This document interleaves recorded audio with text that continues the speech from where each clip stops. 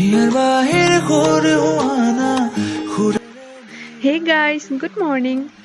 ৰাতিপুৱাতে সকলোবোৰ কাম বন কৰি আজৰি হৈ গ'লো। আপোনালোকক নদৌখালো বাৰু, কিন্তু সদায় একেবোৰে কাম।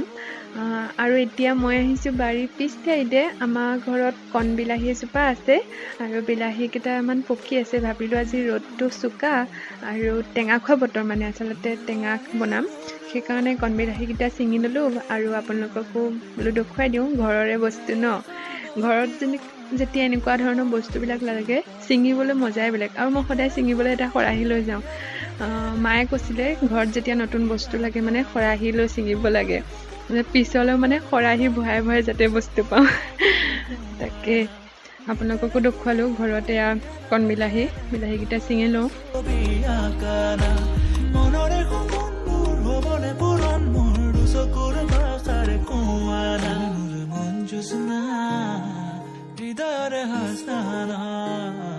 তুমি মোৰ মন জোছনা হৃদয়ৰে হাসনা।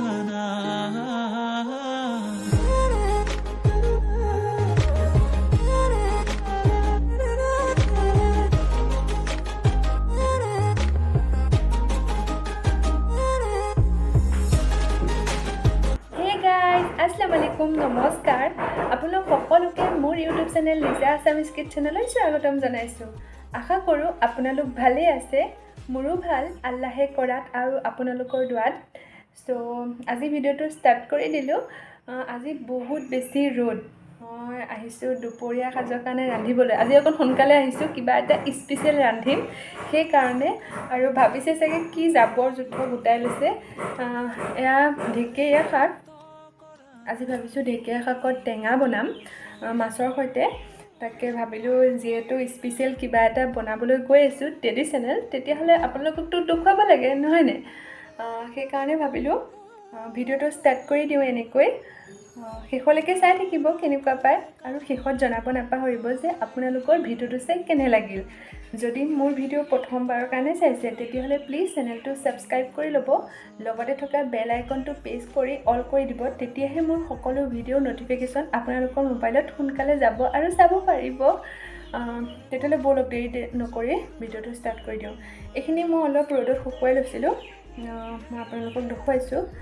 তো এইখিনি এতিয়া মই বাছি লওঁ। ৰ'দত মানে অলপ শুকুৱাই নহয়, মানে অলপ লেৰেলীয়া ল'লে কি হয়, ইয়াৰ যোনটো মানে বিজলীয়া ভাৱ এটা থাকে, অলপ জেকা নিচিনা, সেই ভাৱটো নাইকিয়া হৈ যায়। আৰু এই সৰু সৰু পাতবিলাকত অলপ পোকো আহিব পাৰে, সেইবিলাক ৰ'দত দিলে অলপ গুচি আঁতৰ হৈও যায়। আৰু ভালদৰে ধুব লাগে, বাছোঁতেও ভালদৰে বাচিব লাগে। তেতিয়াহে মই এইখিনি জল্দি বাছি লওঁ, আপোনালোকক দেখুৱাই থাকিম।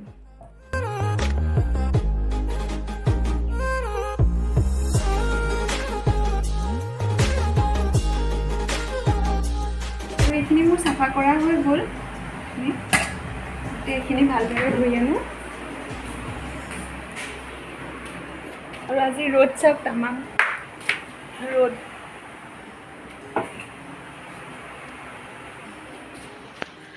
এইপিনে মই মাছখিনি ভালদৰে ধুই চাফা কৰি ল'লোঁ আৰু লগতে হালধি নিমখ সানি অলপ সময় মেৰিনেট কৰিব ৰাখি দিলোঁ। আৰু এতিয়া ভালদৰে ভাজি লওঁ।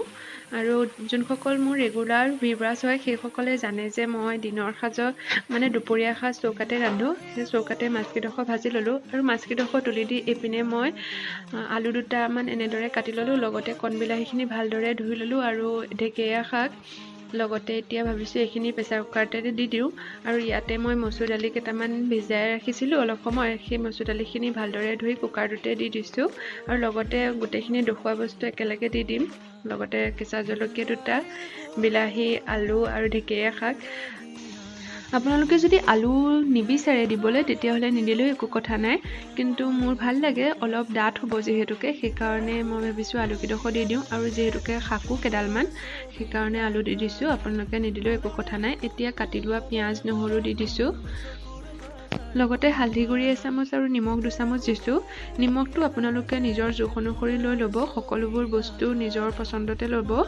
যদি বস্তু পৰিমাণ বেছি হয় তেতিয়াহ'লে নিমখটো অলপ বেছিকৈ দিব। এতিয়া মই পানী জোখ অনুসৰি দি দিলোঁ, আৰু পানী একেবাৰে বেছিও দিয়া নাই, নিজৰ জোখ অনুসৰি দিছোঁ। আৰু গোটেইখিনি বস্তু ভালদৰে মিহলি কৰি এতিয়া কুকাৰৰ ঢাকনখন লগাই 4-5টামান চিটি অহালৈকে গেছত ৰাখি দিম। Moments later.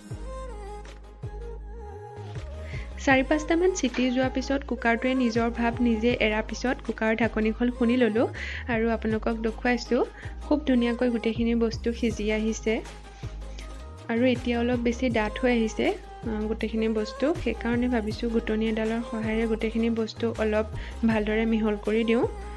যিহেতু আলুখিনি অলপ ডাঙৰ ডাঙৰ হৈ আছে, এয়া মই এডাল ঘুটনিৰ সহায়েৰে গোটেইখিনি বস্তু অলপ মিক্স কৰি দিলোঁ আৰু এতিয়া গোটেইখিনি বস্তু ধুনীয়া হৈ পৰিলে। যিহেতু আমি অলপ পনীয়াকৈ বনাম, সেইকাৰণে আপোনালোকে যদি বিচাৰে তেনেদৰেও খাব পাৰে। এতিয়া এখন গেছত কেৰাহী পাতিছোঁ। কেৰাহীখন গৰম হোৱাত ইয়াতে মই অলপ মিঠাতেল দিছোঁ আৰু তেলখিনি গৰম হোৱাত ইয়াতে পাঁচফোৰণ অলপ ফুটিবলৈ দিছোঁ। আপোনালোকে যদি পাঁচফোৰণ নিবিচাৰে দিবলৈ তেতিয়াহ'লে নিদিলেও একো কথা নাই, পিঁয়াজ বা নহৰু দিও বাগৰ মাৰিব পাৰিব। মই টেঙা দাইলত পাঁচফোৰণ দিলে খাবলৈ বেছি সোৱাদ হয় বা খাই ভাল পাওঁ কাৰণে মই দিওঁ, আপোনালোকে নিদিলেও একো কথা নাই। এতিয়া ভালকৈ ফুটি অহাত পাঁচফোৰণখিনি ইয়াতে মই দালিখিনি দি দিছোঁ, টেঙা দালিখিনি। ৰচনা গীতেৰে সুৰেৰে হিয়ালা বেগেৰে প্ৰণয়ৰ ছবি আঁকানা মনৰে সপোনবোৰ হ'বনে পূৰণ মোৰ দুচকুৰ ভাষাৰ কোৱানা গীতেৰে সুৰেৰে হিয়ালা বেগেৰে প্ৰণয়ৰ ছবি আঁকানা মনৰে সপোনবোৰ হ'বনে পূৰণ।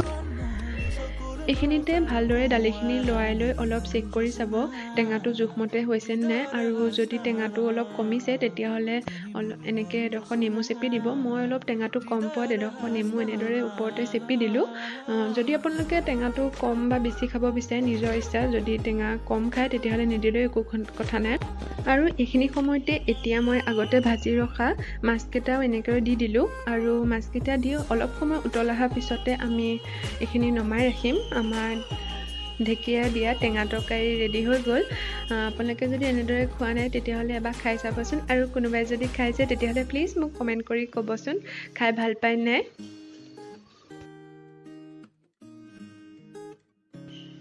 আৰু এইপিনে মই ভাবিলোঁ অলপ কেঁচা চাটনি বনাওঁ। ঘৰতে যিহেতুকে কেঁচা আম আছিলে সেইকাৰণে ভাবিলোঁ আমৰ কেঁচা চাটনি অকণ বনাওঁ। প্ৰথমতে মই আমটো এনেদৰে চকল চকলকৈ কাটি ল'লোঁ আৰু মিক্সি জাৰ এটাত লৈ লৈছোঁ। 5-6টামান জলকীয়া লৈছোঁ, যিহেতু এনেকুৱা টেঙা চাটনিত জলকীয়া পৰিমাণটো অলপ বেছি হ'লে ভাল লাগে। আৰু ইয়াতে মই নৰসিংহ পাত আৰু মান ধনিয়া পাত কেইখিলামান দিছোঁ, লগতে কেইফুটামান নহৰু আৰু এডোখৰ সৰুকৈ আদা দিছোঁ আৰু সোৱাদ অনুযায়ী অলপ চেনি দিছোঁ। নিমখো দিম বাৰু, নিমখো সোৱাদ অনুযায়ীয়ে দিছোঁ, যিহেতু মানে টেঙা জ্বলা মিঠা সকলোবোৰ সোৱাদ ল'ম সেইকাৰণে অলপ চেনি দিছোঁ। এতিয়া জোখ অনুসৰি অলপ পানী দি দিলোঁ। এইখিনি ধুনীয়াকৈ এতিয়া এটা চাটনি বনাই ল'ম। এইপিনে মোৰ আমৰ কেঁচা চাটনিও ৰেডি হৈ গ'ল। মই ভিডিঅ' নকৰিলোঁ, ফটো একপিকে তুলি থলোঁ আৰু দুপৰীয়া ভাতৰ সাজ থালিও ৰেডি কৰি ল'লোঁ, লগতে আলু ভৰ্তা কৰিছিলোঁ।